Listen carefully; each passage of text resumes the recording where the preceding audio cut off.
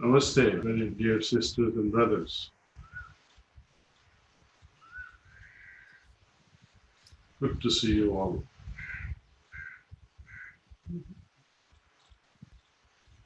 Right now, our ashram at Kana is totally in a quarantine state. In a quarantine state. In a, and I'm sure all across India, especially, we are all restricted to our individual homes. Looking at it in a very positive way, do we have any choice under the circumstances? I don't think so. So, Babuji would say, might as well make the best of it. How can we? Just remind yourself that when you are busy working day in and day out, you are dreaming for a day, oh, I wish I was at home. I wish I could sleep. I wish I had the opportunity of reading some literature. I wish I had more time to spend with the family. I wish I had more time to read stories to my children. The list goes on and on and on. Well, here is the opportunity. Let's make best of it. Those who lack understanding of practice, instead of going through the books again and again, which is of course is very important, but we can learn a lot by once again going through a deeper level of practice. For example, we are taught to do cleaning in the evening. We are taught to offer prayer before going to sleep. Fine. But when we are offering our prayer before going to sleep, what generally happens is this. We are so sleepy. We may not be able to even finish the first line or the second line or third line, and we often doze off in the middle of the prayer.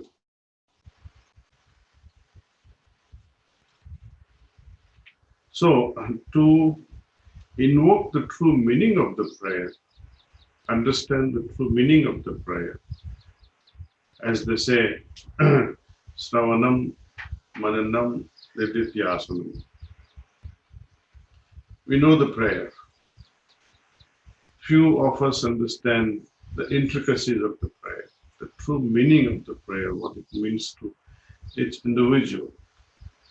Each time it appeals to us in a different manner.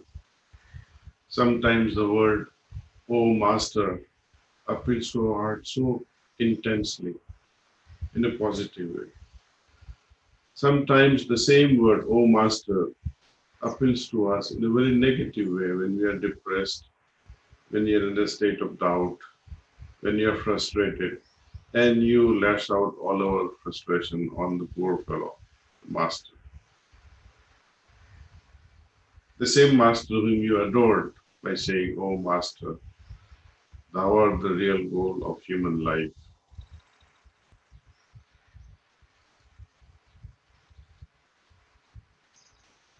Then at times the words like wish, my desires, play havoc on us. Does that mean that I can't have any wish or desire? Well, you have to think over it, contemplate over it. You have to understand the meaning and brood over the meaning of the prayer. Brooding over the meaning of the prayer means contemplation to me, seeing it from various angles. Well, and the feature of the prayer, it unfolds as we also spiritually advance, as our consciousness also opens up a little bit more and more and more. Similarly, the aspect of cleaning in the evening, we may not be uh, sleepy, but there is a pressure from inside. You were out a whole day from home. You came home, you are about to do the cleaning, but the family pressure is there. Oh, let me finish my cleaning fast so that I can be with you all. So we somehow wrap up the cleaning very fast.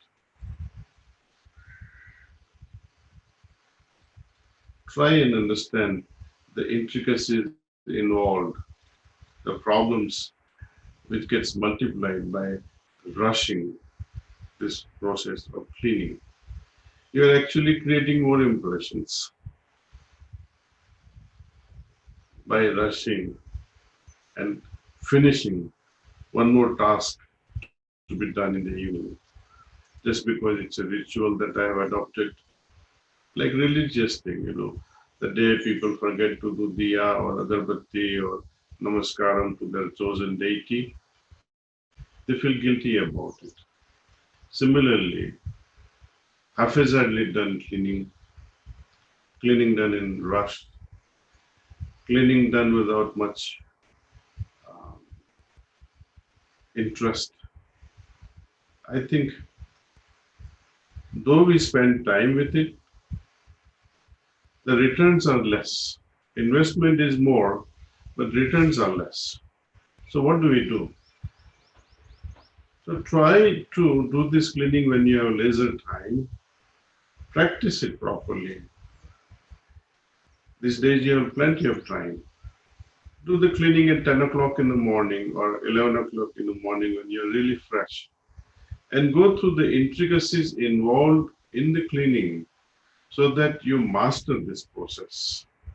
And then do this regularly later, in every evening. I'm not advocating that you should stop cleaning in the evening. I'm only trying to say master the process of cleaning when there is no pressure of time to satisfy the family or to satisfy this or that and spoil it by rushing to complete the cleaning. Let us not make any of our activity, be it meditation, cleaning, prayer, constant remembrance, another ritual. If we make another ritual out of our practices, I think it will be the biggest tragedy.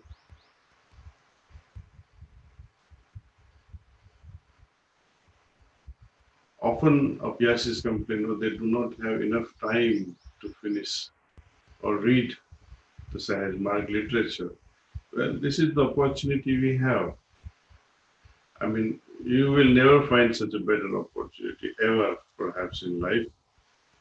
So let's browse, let us understand, go deep into our literature and try to see the intricacies involved. Start with Lalaji's. That literature requires, I think, deeper level of engagement. A lot of focus is required. There to understand the intricacies of each word. I think the entire Sahaj Marg literature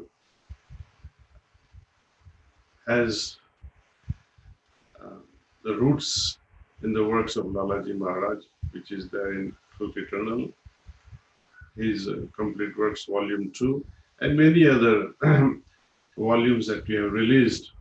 All those superfine suggestions, I think they are valid even today. So let's revisit those things. People often find Truth Eternal to be very difficult. But when we prayerfully study this book, I think it can do wonders. Once we understand that, the rest of the Sahaj literature, I think you can just simply enjoy, I would say, because the understanding will be elevated to such an extent. If you have read carefully, Lalaji breaks down things into simpler things. But by simplifying it, he makes it even more complex for us because we are not used to that simplicity. When he talks about Sat, Rajas, and Tam in every aspects of human interactions,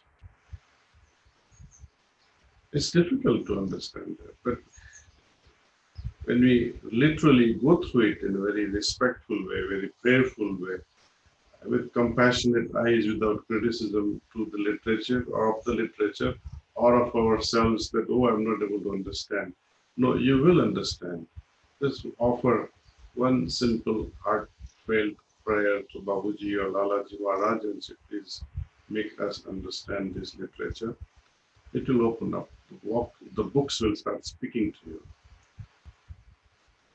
I think let's all study Truth Eternal very deeply. Go to the next volume, Complete Works, Lalaji Maharaj, volume 2, 3, 4. Anyway, my point of sharing this idea today is to master the art of our meditation practices, master the cleaning, master the prayer, how we can offer and remain in a state of remembrance. Remembrance is, to begin with, it's maybe mental, but it must sink into our hearts, where we call it, I am absorbed in the remembrance. The feelings are uh, resonating. So, heartfulness remembrance or heartfelt remembrance is the key, remaining absorbed in Him. And then whatsoever happens,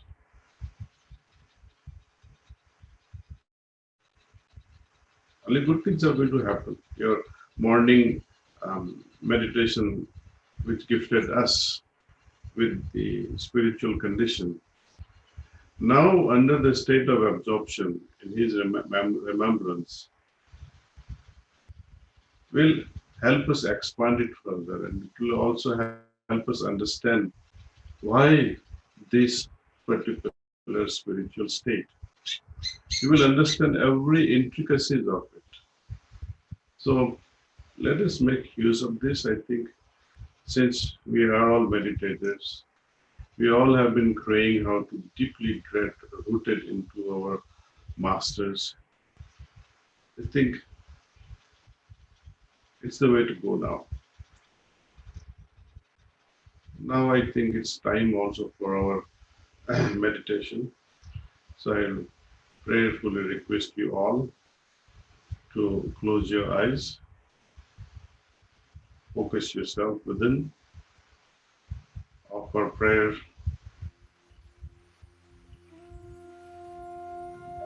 Let's meditate.